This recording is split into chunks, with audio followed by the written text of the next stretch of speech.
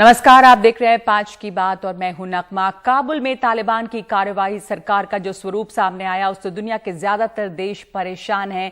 भारत के खिलाफ काम करने वाले हक्कानी गुट को इसमें प्रमुखता से जगह मिली है। कैबिनेट में जो सबसे अहम शख्स है वो प्रधानमंत्री हसन यखुंद नहीं बल्कि गृह मंत्री सिराजुद्दीन हक्कानी है। हक्कानी नेटवर्क के मुखिया पाकिस्तान की ISI के करीबी हैं और अफगानिस्तान में भारत के ठिकानों पर जो हमले पहले हुए हैं उसमें इसी गुट का हाथ रहा है। जैसे 2008 के भारतीय दूतावास के हमले जिसमें 58 लोग मारे गए थे, उसमें भी हक्कानी गुट का ही नाम आया था। लेकिन चीन इस सरकार को समर्थन देने में सबसे आगे है। बाकी देशों से आगे आकर सबसे पहले उसने स्वीकृति भी दी और अब समर्थन के लिए तत्कालिक मदद भी दे रहा है।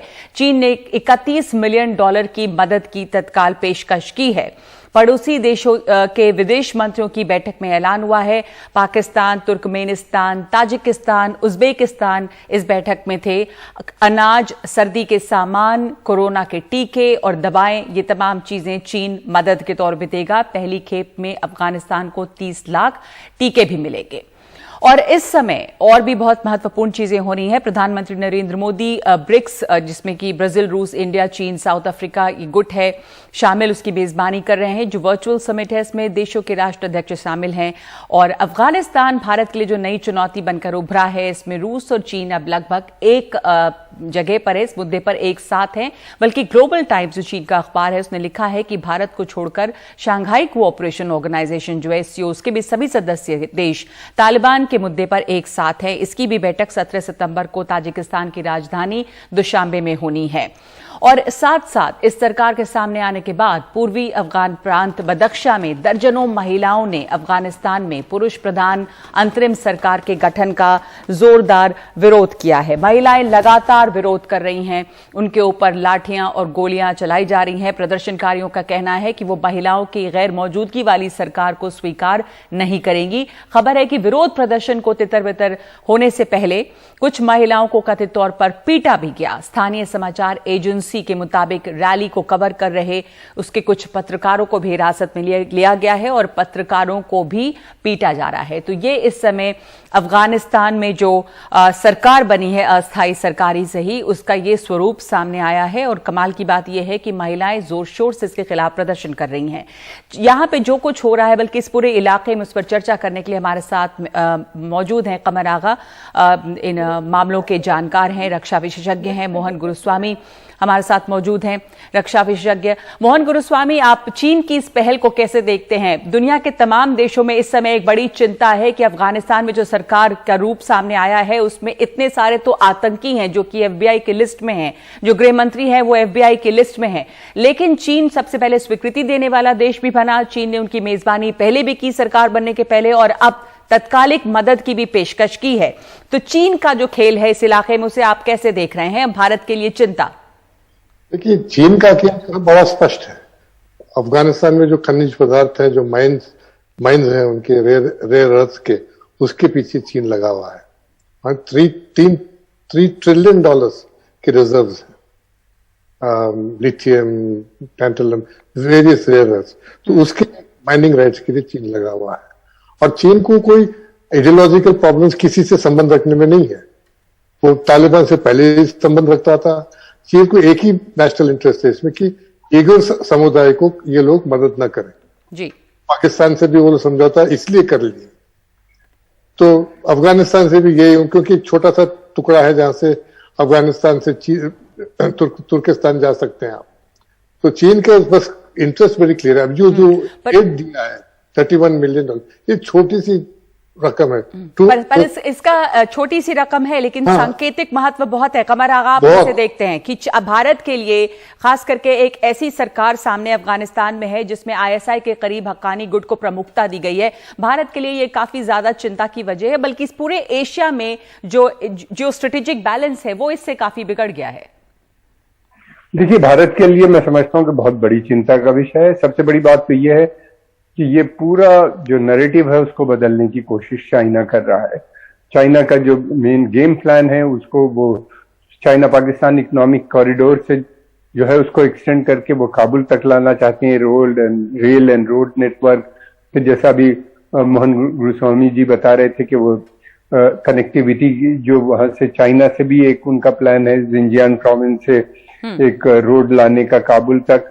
और फिर ये भी है कि ये लोग, चाइना नहीं चाहता कि भारत और पाकिस्तान दोनों नहीं चाहते कि भारत कोई बड़ा रोल अफगानिस्तान में वहां पे आने वाले समय में प्ले करे। तो ये काउंटर होगा भारत के खिलाफ ही ये इनका जितना भी। दूसरी तरफ ये भी है नगमा के ये भी चाहते हैं, एक और चीज भी है, चाइनीज ये नहीं चाहते कि अब अमेरिकन विड्रॉवल वहां से हो गया है तो अमेरिका का इन्फ्लुएंस वहां पे कुछ दोबारा से कोई बड़ा इन्फ्लुएंस वहां पे बना पाए। तो अमेरिका, चाइना और रशिया के बीच में भी एक टसल है कि वहां पे चल रही है। अमेरिका, चाइना, रशिया के बीच में टसल है। जो दूसरे गुट है, ईरान भी उसका पार्ट है। उसको आप कैसे देखते हैं? बैलेंस ऑफ पावर वहां पे, जैसे ब्रिक्स है जिसकी समिट हो रही है, एससीओ है जिसकी समिट होने वाली है, इसमें जो देश हैं, अब खास करके अगर हम रूस की बात करें तो चीन के ज्यादातर इसमें वो साथ नजर आया है। लेकिन हाल ही में, कल ही यहां पर मुलाकात हुई है एनएसए की, रूस के जो एनएसए आए थे उनसे, और आतंक पर चिंता जताई गई है। तो आप कैसे देखते हैं रूस और भारत का इसमें, रूस का क्या रोल रहेगा यहां पर अब चीन और भारत के मद्देनजर?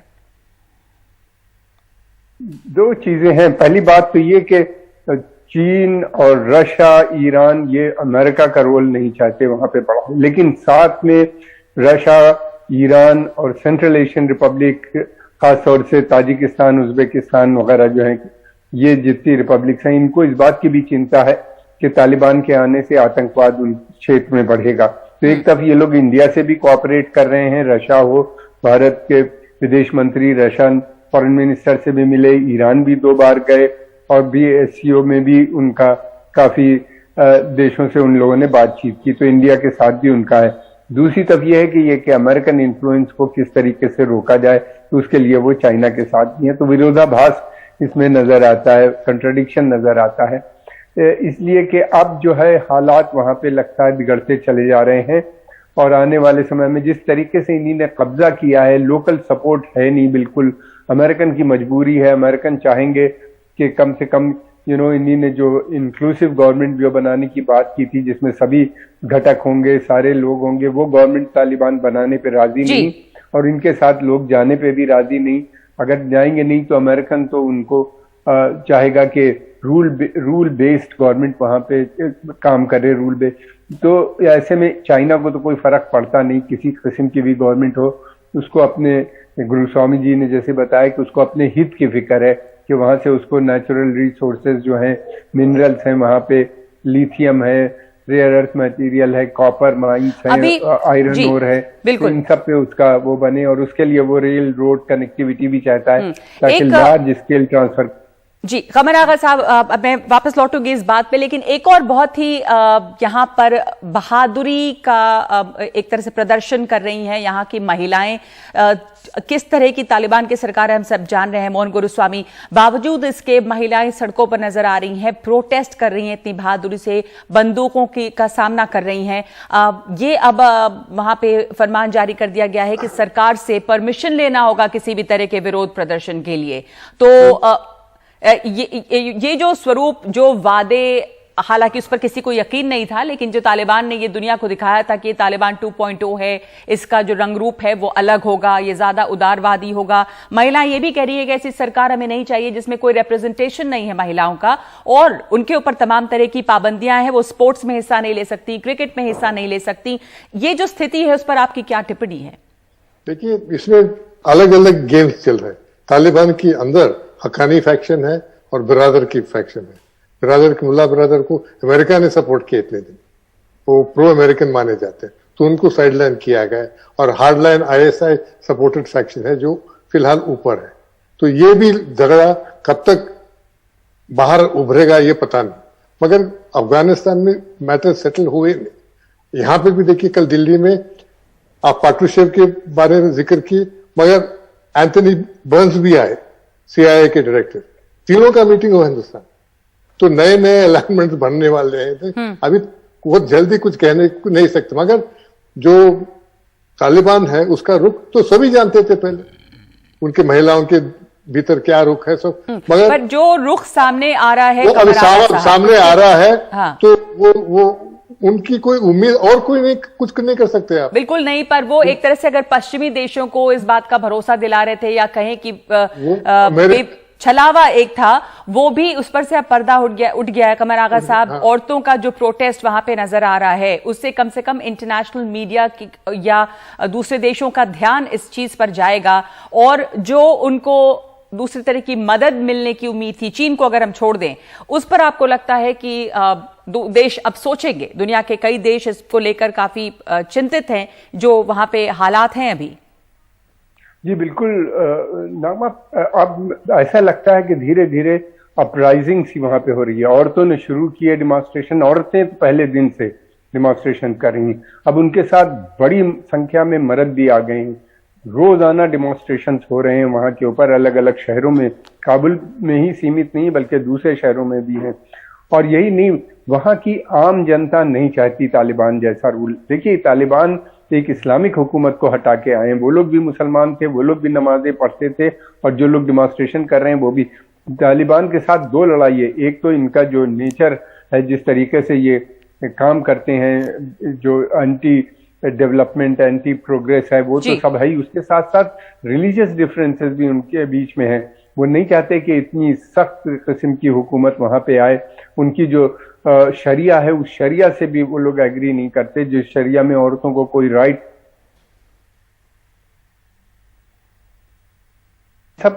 इन सबको देखते हुए यहाँ वहां पे जो मूवमेंट शुरू हुए, इनको दबाना बड़ा मुश्किल होगा।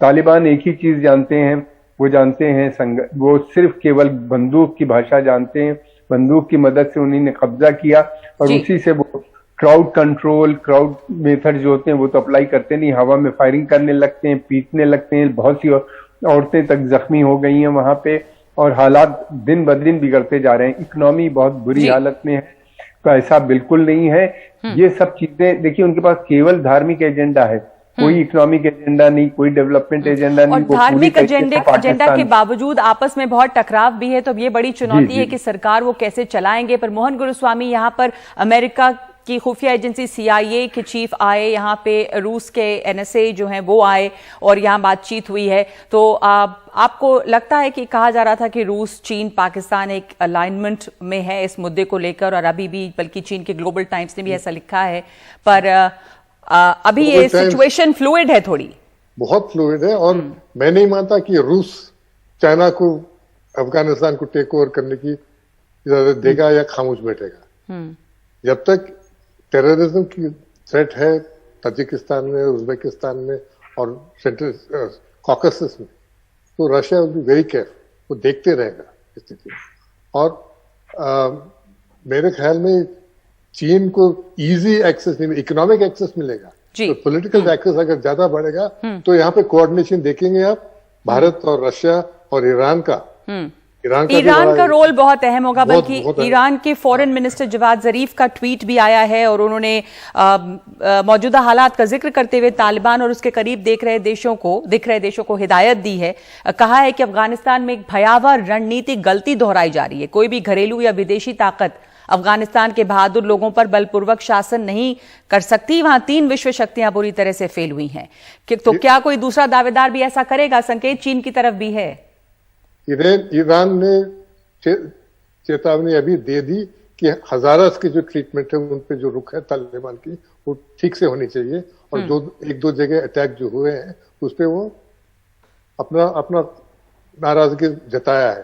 तो इससे ये बात जो है, अभी 1 हफ्ता हुआ तालिबान को आके, और उससे बात बिगड़ेगी, बात बढ़ेगी आगे। और ये इनकी जो इनहेरेंट बैकवर्डनेस है और इनहेरेंट पावर्टी ऑफ थॉट है, ये तो बाहर आएगी जी।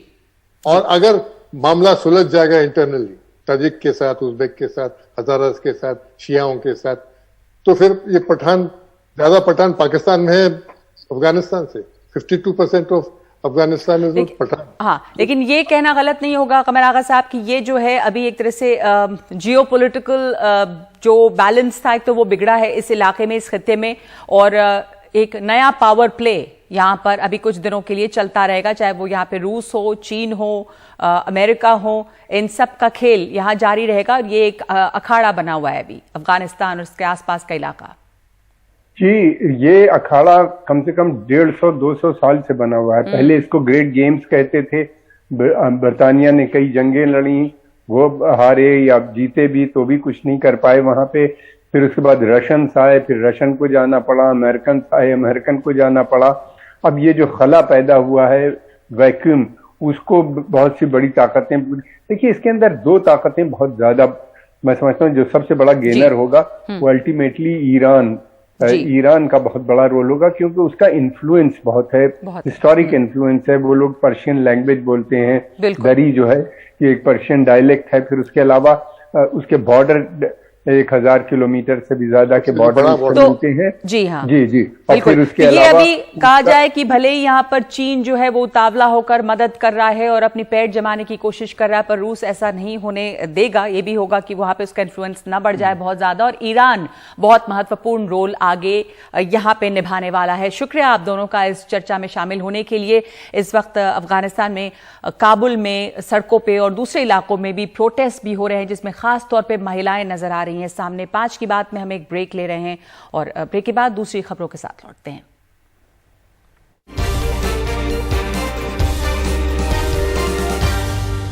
सुखोई और जैगुआर ने जब हाईवे पे टच डाउन किया, उस समय हमारे सहयोगी अक्षय डोंगरे वहां मौजूद थे। भारत में नेशनल हाईवेज के ऊपर पहली बार आज न सिर्फ ट्रांसपोर्ट विमानों ने बल्कि लड़ाकू विमानों ने भी लैंड किया, और आप मेरे पीछे देख सकते हैं कि ये वही इमरजेंसी लैंडिंग फैसिलिटी है जिसका उद्घाटन आज रक्षा मंत्री और रोड और ट्रांसपोर्ट मंत्री नितिन गडकरी और राजनाथ सिंह ने किया। आप देख सकते हैं कि किस तरह से सुखोई 30 MKI दोबारा उड़ान भरने जा रहा है, जो कुछ देर पहले यहाँ पर लैंड हुआ था।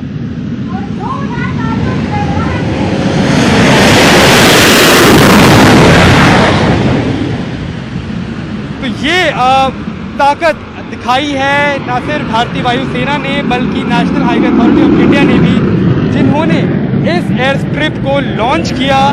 आज इसका उद्घाटन हुआ है और देश में 20 और ऐसी ही जगहों पर अब ऐसी ही इमरजेंसी लैंडिंग फैसिलिटीज बनाई जाएंगी।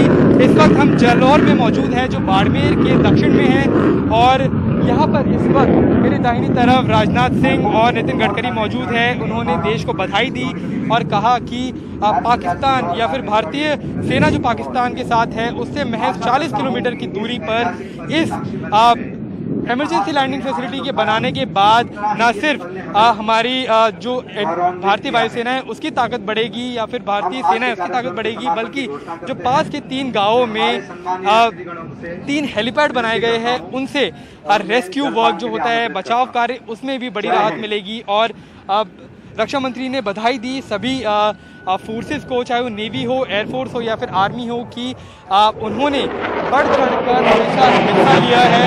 आप किसी भी प्रकार का कोई ऑपरेशन हो और आप गड़गड़ाहट सुन सकते हैं किस तरह से यहाँ पर लड़ाकू विमान गुजर रहे हैं। और अभी आपने देखा कि किस तरह से इसी हाईवे स्ट्रिप पर जहां कुछ देर पहले C-130J जो एक ट्रांसपोर्ट एयरक्राफ्ट है जिसमें राजनाथ सिंह और नितिन गडकरी आए थे, वो खुद लैंड हुए, RKS भदौरिया जो एयर चीफ मार्शल है उनके साथ, बल्कि लड़ाकू विमान जो काफ़ी तेज़ी से उड़ते और लैंड होते हैं वो भी यहाँ पर पूरी तरह से लैंड आराम से कर पा रहे हैं। आम दिनों पर जहाँ ये ट्रैफिक के आने जाने के लिए इस एयर स्ट्रिप का इस्तेमाल किया जाएगा, वही जब इंडियन एयरफोर्स को, भारतीय वायुसेना को इसकी ज़रूरत पड़ेगी तो ट्रैफिक को डाइवर्ट करके एक दूसरी तरफ ले आया जाएगा और इस ट्रिप का इस्तेमाल इमरजेंसी लैंडिंग के लिए किया जाएगा। भारत के इतिहास में ऐसा हुआ है कि एक नेशनल हाईवे जो नेशनल हाईवे 925 है, 925 अल्फा है, वहाँ पर इमरजेंसी लैंडिंग स्ट्रिप का इनॉग्रेशन किया है, जिसे तकरीबन 19 महीनों में भारतीय वायुसेना और national highway authority of India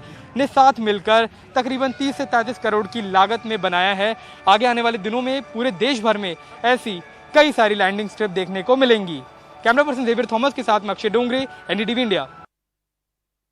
और रक्षा मंत्री राजनाथ सिंह ने कहा है कि अंतर्राष्ट्रीय सीमा के पास ऐसा हाईवे बनाने का श्रेय परिवहन मंत्री नितिन गडकरी को जाता है। अभी तक आप लोगों ने सड़कों के ऊपर गाड़ियां चलते हुए देखा होगा, ट्रैक्टर चलते हुए देखा होगा, बैलगाड़ियां चलते हुए देखा होगा, रिक्शा चलते हुए देखा होगा, लेकिन अब आप सड़क के ऊपर जो है हवाई जहाज उतरते और हवाई जहाज को उड़ान भरते हुए अब अपनी आंखों से आप ये देख रहे हैं।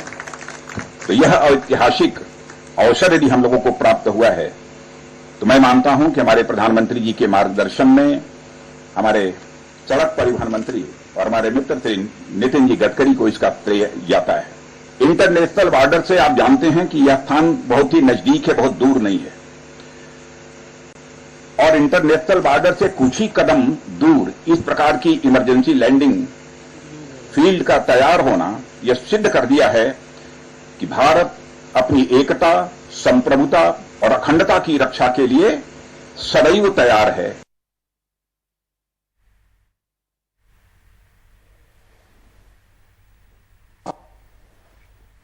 आज का दिन ये बहुत ही ऐतिहासिक दिन है कि आदरणीय राजनाथ सिंह जी के द्वारा आज हमारे रोड कम एयर स्ट्रिप इसका उद्घाटन उन्होंने खुद हवाई जहाज में आकर यहां किया है।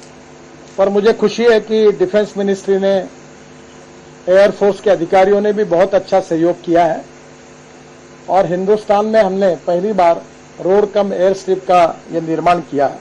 यहाँ 3 हेलीपैड भारतीय सेना की आवश्यकता के अनुसार कुंदनपुरा, सिंगानिया और बकासर गांव में हमने 3 हेलीपैड भी बनाए गए हैं, जिसका निश्चित रूप से हेलीकॉप्टर को उपयोग होगा। और वाराणसी की ज्ञानवापी मस्जिद का एएसआई सर्वे नहीं होगा। इलाहाबाद हाईकोर्ट ने निचली अदालत के आदेश पर रोक लगा दी है। साथ ही हाईकोर्ट ने सभी पक्षों से 2 हफ्ते में जवाब दाखिल करने को कहा है। अब 2 हफ्ते के बाद हाईकोर्ट में सुनवाई होगी। दरअसल मंदिर पक्षकारों का कहना है कि 1664 में मुगल शासक औरंगजेब ने मंदिर को तोड़कर ज्ञानवापी मस्जिद का निर्माण कराया था, जिसकी वास्तविकता जानने के लिए मस्जिद परिसर का सर्वेक्षण कराना जरूरी है। आर्कियोलॉजिकल सर्वे ऑफ इंडिया द्वारा इसी पर निचली अदालत ने सर्वे का आदेश दिया, लेकिन इस आदेश के खिलाफ मस्जिद की इंतजामिया कमेटी यानी जो देखरेख करती है और यूपी सुन्नी सेंट्रल वक्फ बोर्ड ने हाईकोर्ट में अर्जी दी थी, जिस पर यह फैसला आया है।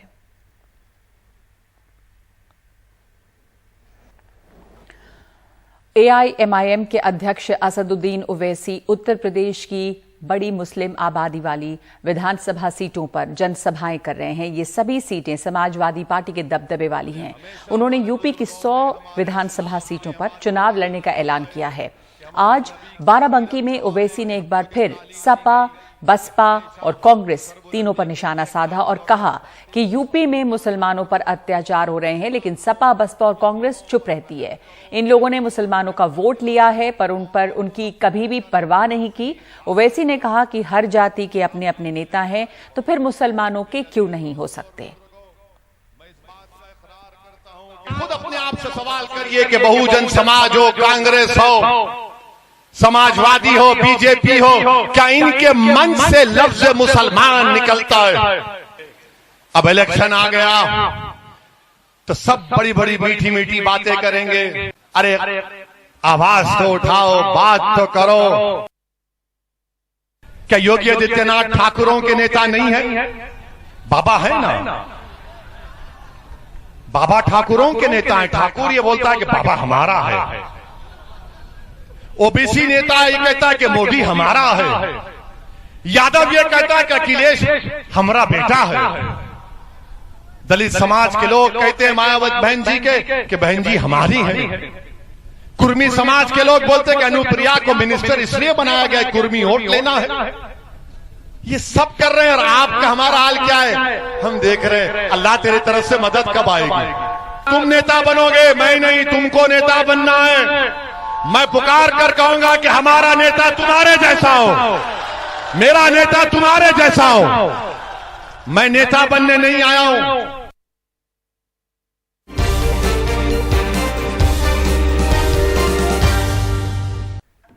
और प्रधानमंत्री नरेंद्र मोदी ब्रिक्स की अध्यक्षता कर रहे हैं। प्रधानमंत्री नरेंद्र मोदी आज ब्रिक्स यानी जिसमें ब्राजील, रूस, इंडिया, चाइना, साउथ अफ्रीका ये तमाम देश हैं, इस गुट की मेजबानी कर रहे हैं। ये जो समिट है ब्रिक्स का वो वर्चुअल तौर पे हो रहा है और इसमें इन तमाम देशों के राष्ट्राध्यक्ष शामिल हैं, यानी कि शी जिनपिंग से लेकर पुतिन तक।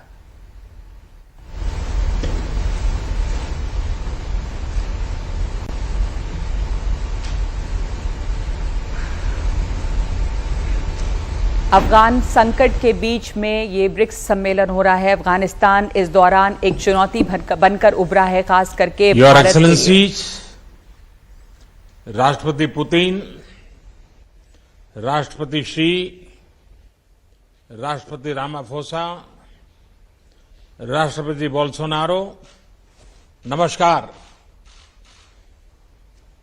ब्रिक्स शिखर वार्ता में आप सभी का बहुत स्वागत है। ब्रिक्स की 15वीं वर्षगांठ पर इस समिट की अध्यक्षता करना मेरे लिए और भारत के लिए खुशी की बात है। आज की इस बैठक के लिए हमारे पास विस्तृत एजेंडा है।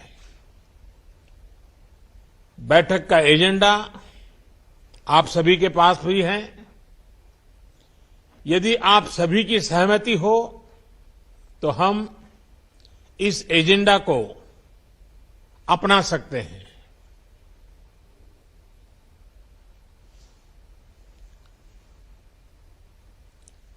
एजेंडा को स्वीकार किया जाता है। एक्सेलेंसीज, एजेंडा के पारित होने के बाद हम सभी संक्षिप्त में अपने opening remark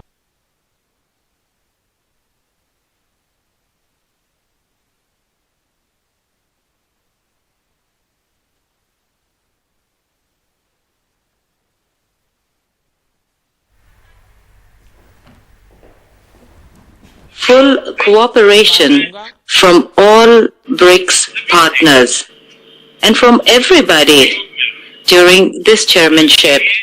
And I'm deeply grateful to all of you. के दौरान हमें सभी ब्रिक्स पार्टनर्स में और सभी से भरपूर सहयोग मिला है और इसके लिए मैं आप सभी का बहुत बहुत आभारी हूं। पिछले 1.5 दशक में ब्रिक्स ने कई उपलब्धियां हासिल की हैं। आज हम विश्व की उभरती अर्थव्यवस्थाओं के लिए एक प्रभावकारी आवाज है। विकासशील देशों की प्राथमिकताओं पर ध्यान केंद्रित करने के लिए भी यह मंच उपयोगी हो रहा है। ब्रिक्स ने new development bank, contingency reserve arrangement और एनर्जी रिसर्च कोऑपरेशन प्लेटफॉर्म जैसी मजबूत संस्थाओं का सृजन किया है। निसंदेह गर्व करने के लिए हमारे पास बहुत कुछ है, मगर यह भी महत्वपूर्ण है कि हम आत्मसंतुष्ट न हो और हमें यह सुनिश्चित करना है कि ब्रिक्स अगले 15 वर्षों में और परिणामदायी हो। भारत ने अपनी अध्यक्षता के लिए जो थीम चुना है वह यही प्राथमिकता दर्शाता है। BRICS at 15, intra-BRICS cooperation for continuity, consolidation and consensus। ये 4 C एक प्रकार से हमारी ब्रिक्स भागीदारी के मूल सिद्धांत है। इस वर्ष कोविड की व्यवस्थाओं के बावजूद 150 से अधिक ब्रिक्स बैठकें और कार्यक्रम आयोजित किए गए, जिनमें से 20 से अधिक मंत्री स्तर पर थे। परंपरागत क्षेत्रों में सहयोग बढ़ाने के साथ हमने ब्रिक्स एजेंडा का विस्तार करने का भी प्रयत्न किया। इस संदर्भ में इस साल ब्रिक्स ने कई फर्स्ट हासिल किए, यानी कई चीजें पहली बार हुई। हाल ही में पहले ब्रिक्स डिजिटल हेल्थ सम्मेलन का आयोजन हुआ। टेक्नोलॉजी की मदद से हेल्थ एक्सेस बढ़ाने के लिए ये एक इनोवेटिव कदम है। नवंबर में हमारे जल संसाधन मंत्री ब्रिक्स फॉर्मेट में पहली बार मिलेंगे। यह भी पहली बार हुआ कि ब्रिक्स ने मल्टीलेटरल सिस्टम की मजबूती और सुधार इस पर एक साझा पोजीशन ली। हमने BRICS counter terrorism action plan भी एडॉप्ट किया है। हमारी अंतरिक्ष एजेंसियों के बीच रिमोट सेंसिंग सैटेलाइट कॉन्स्टेलेशन समझौते से सहयोग का एक नया अध्याय शुरू हो रहा है। हमारे कस्टम्स विभागों के बीच सहयोग से इंट्रा ब्रिक्स व्यापार आसान होगा। एक वर्चुअल नेटवर्क के रूप में ब्रिक्स वैक्सीनेशन अनुसंधान और विकास केंद्र शुरू करने पर भी सहमति बनी है। BRICS alliance on green tourism एक और नई पहल है। एक्सेलेंसीज, इन सभी नए इनिशिएटिव्स ने न सिर्फ हमारे नागरिकों को लाभ मिलेगा, हमारा ब्रिक्स संगठन भी आने वाले समय में प्रासंगिक रहेगा। मुझे विश्वास है कि आज की बैठक ब्रिक्स को भविष्य में और उपयोगी बनाने के लिए उपयुक्त दिशा देगी। हम महत्वपूर्ण वैश्विक तथा क्षेत्रीय मुद्दों पर भी चर्चा करेंगे। अब मैं आप सबसे अपने ओपनिंग रिमार्क्स साझा करने का अनुरोध करता हूं। सबसे पहले मैं राष्ट्रपति श्री को आमंत्रित करता हूं।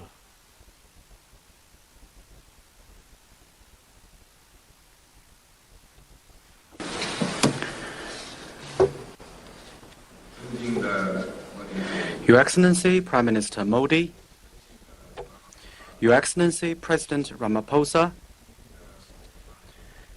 Your Excellency President Bolsonaro, Your Excellency President Putin, it's my great pleasure to meet you in virtual format and discuss BRICS cooperation.